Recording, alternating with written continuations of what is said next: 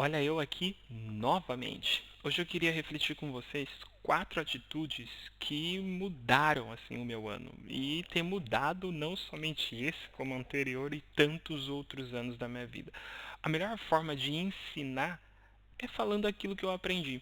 Eu acho que esses pontos eles vão ser auxiliadores para você na construção da sua vida financeira e principalmente na construção da sua mentalidade financeira.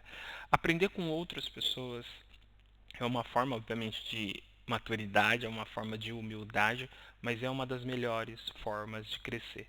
Se alguém já traçou alguns passos, se alguém já teve as experiências, é porque ele já está entregando algo para você pronto. Você não vai precisar cometer o mesmo erro ou passar pelos mesmos percalços para poder ter aquela lição. É por isso que eu gosto bastante de ler. Porque quando você está lendo um livro, aquela pessoa ou aquele autor, ele demorou no mínimo 5 anos, 2 anos, ou pelo menos ele teve uma experiência com... Há livros bons. Ele teve uma experiência para que ele pudesse escrever aquilo. Eu mesmo, quando eu olho os meus livros, eu demorei tempo para escrever. O livro ele é fruto de uma experiência, ele é fruto do aprofundamento em algum conhecimento, e ele traz uma experiência já mais mastigada. Ao invés de eu viver tudo aquilo que o autor viveu, eu simplesmente consigo ler e pelo menos desfrutar ou aproveitar aproveitar sem moderação, apreciar sem moderação aquilo que ele tem aprendido com a vida dele ou com os conhecimentos que ele tem obtido. Então, pensando nisso, eu tenho 4 atitudes que mudaram o meu ano aqui. E essas atitudes são: entender quem eu sou, ter consciência em dias ruins, permitir aperfeiçoar minhas ideias e ter boas pessoas ao meu redor. A primeira, que é entender quem eu sou, isso é fundamental. A gente está vivendo uma realidade em que a gente tem as redes sociais e diante das redes sociais você corre o risco de perder a referência de quem você é. Porque às vezes a gente vai seguindo outras pessoas e é um processo natural, se você se permite a isso.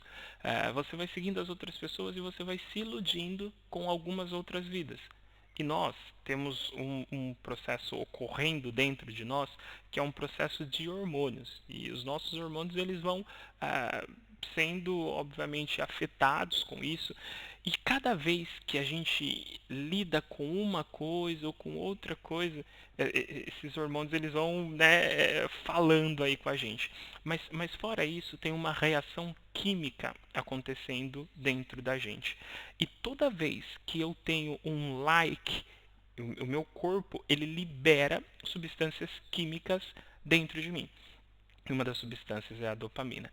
E esse processo de, opa, consegui aquilo, eu consegui, eu tive um like, esse processo ele vai sendo estimulante para nós.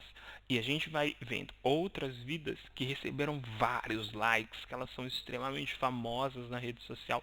E quando a gente imita em certo grau essa vida, a gente recebe alguns likes, recebe uma carga dessas substâncias químicas, né, internas aí mesmo do nosso corpo, a gente começa a pensar, putz, é essa a vida que eu quero.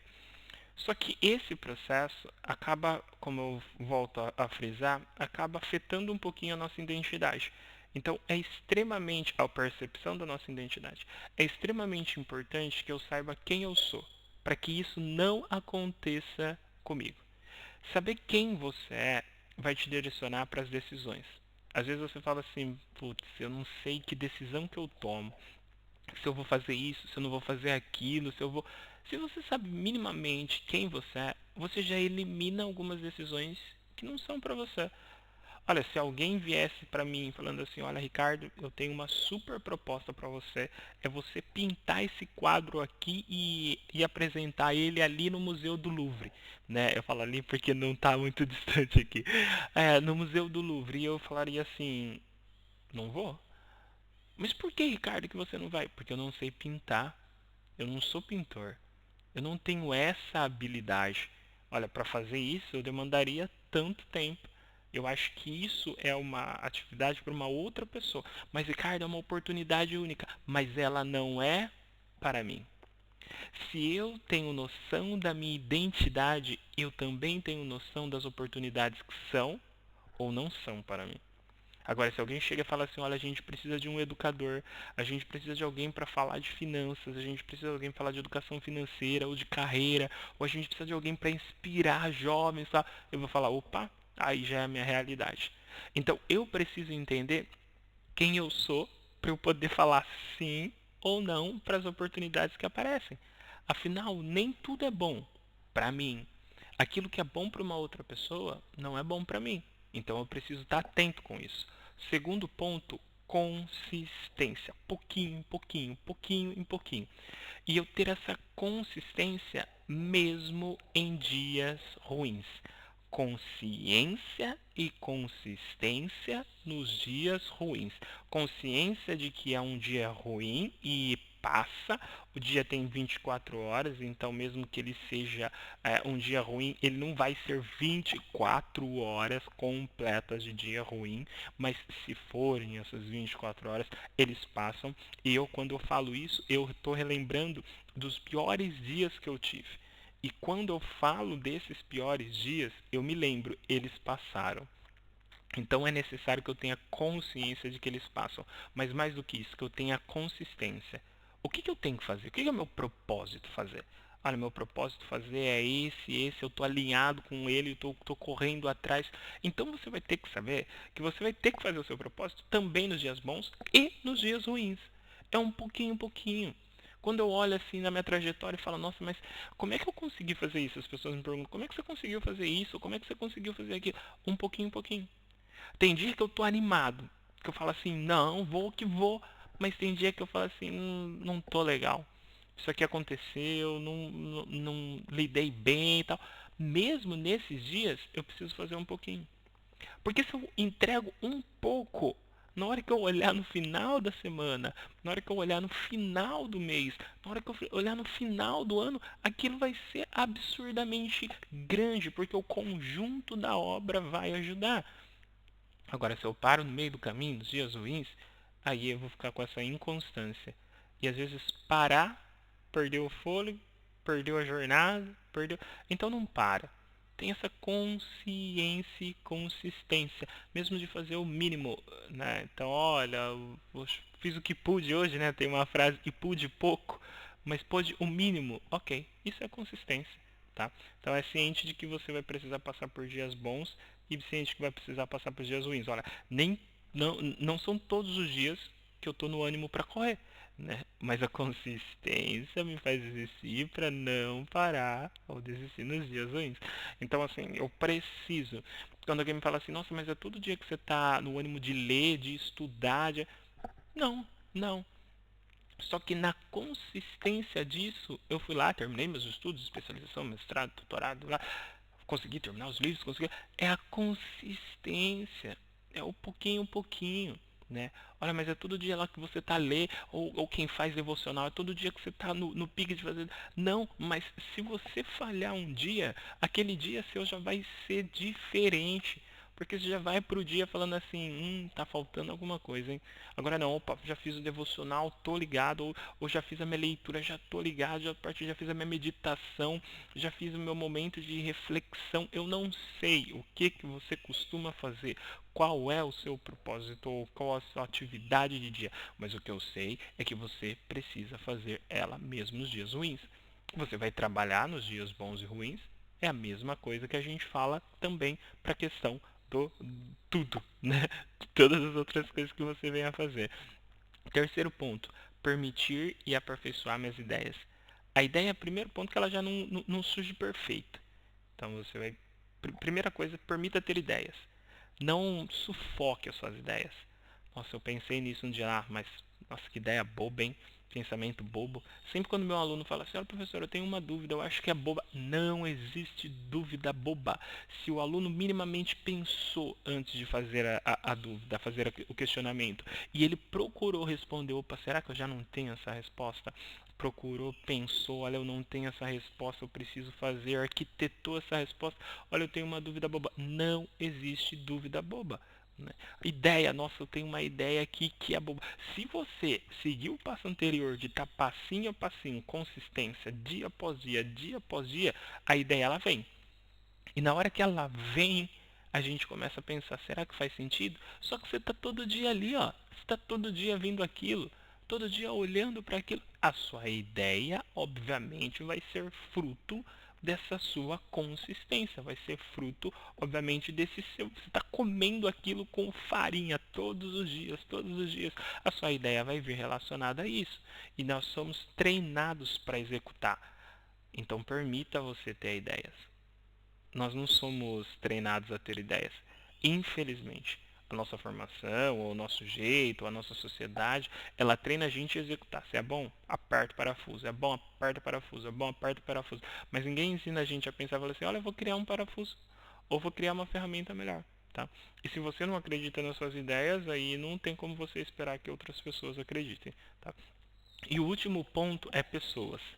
Ter boas pessoas ao redor. E boa, eu estou falando nos dois sentidos, tá? Ou nos amplos sentidos que essa palavra possa representar. Eu gosto muito das semânticas, eu gosto muito das palavras, do significado que as palavras têm. Quando eu estou falando boa, eu estou falando de pessoa de qualidade, no sentido de você falar assim, eu tenho pessoas que são boas ao meu redor porque elas me ajudam, elas conversam comigo, elas me ajudam a ser melhor, esse tipo de pessoa. Se você se cerca de pessoas erradas, você já deu um passo para trás. Porque são essas pessoas que vão atrapalhar a sua consistência, são essas pessoas que vão atrapalhar você a saber quem você é, a sua identidade, são essas pessoas que vão atrapalhar você a ter ideia. Já tive ideias que pessoas falaram assim, esquece. E maturei as ideias, fui lá, fez tal, e depois ela ficou boa. E já tive outras ideias, eu me lembro até hoje, uma vez, que eu tinha montado ali um estudo tal, apresentei para uma das pessoas, e a pessoa falou assim, nossa, você tá fazendo uma confusão gigante, isso aí tá tudo errado. Sabe o que eu fiz? Fui lá, apaguei tudo, voltei para minha casa, apaguei tudo aquilo. Quando passou 6 meses depois que eu já tinha uma consciência melhor, já estava estudando mais, eu pensei, nossa, aquele estudo que eu fiz uma vez, vou dar uma olhada ali nele. Na hora que eu fui pro meu caderno, eu vi que ele já estava, a folha ainda tinha restado ali, mas ela já estava totalmente apagada, assim, e eu falei, não acredito que eu fiz isso. Eu poderia agora melhorar um pouquinho ele e utilizar ele. Permita ter ideias, mas mais do que isso, permita ser cercado por boas pessoas e permita saber quem que você é. Não deixa tudo te frustrar, mas seja cercado por boas pessoas. Se você quer crescer, você precisa ser cercado por boas pessoas. Eu não estou falando que você vai conseguir escolher 100% das pessoas em que você passa por perto, ou que você trabalha, ou que você. Não, tem pessoas que o ambiente te leva a ter, mas aquelas pessoas que você dá acesso à sua vida, é essa aí você quem escolhe. As pessoas que você conta as coisas, pessoas que você ouve os conselhos, essas aí você escolhe. Então escolha com consciência essas pessoas. Então, o boa no sentido de qualidade e o boa no sentido de ser pessoas com qualificações. Eu quero que você sente na mesa e fale assim: não sou o melhor dessa mesa. Porque se você, preste atenção, se você sentar na mesa e falar assim, eu sou o melhor da mesa, você está na mesa errada. Forte, né? Mas é real. Se você senta na mesa e fala assim, eu sou o melhor da mesa, porque você está na mesa errada. Diversos momentos em que eu falei assim, nossa, eu sou o melhor da mesa, troquei de mesa, trocou de mesa, e você vai percebendo, eu não sou o melhor. Eu não sou o melhor, então eu quero crescer, eu quero melhorar nisso daqui, ó. Eu preciso melhorar. E ter outras pessoas boas ao redor é um banho, é um ânimo pra gente ir melhorando. Porque se eu tenho outras pessoas boas, eu falo assim, não, dá pra ser melhor. Agora, se eu sou melhor, eu falo assim, nem preciso me esforçar muito, já sou melhor, já sou. Não, não, não, não, não. Então se cerque de boas pessoas. Tenha a noção de quem você é, identidade. Não perca isso daí, não. Não perca. 2, consistência. Dia bom, dia ruim, tá ali.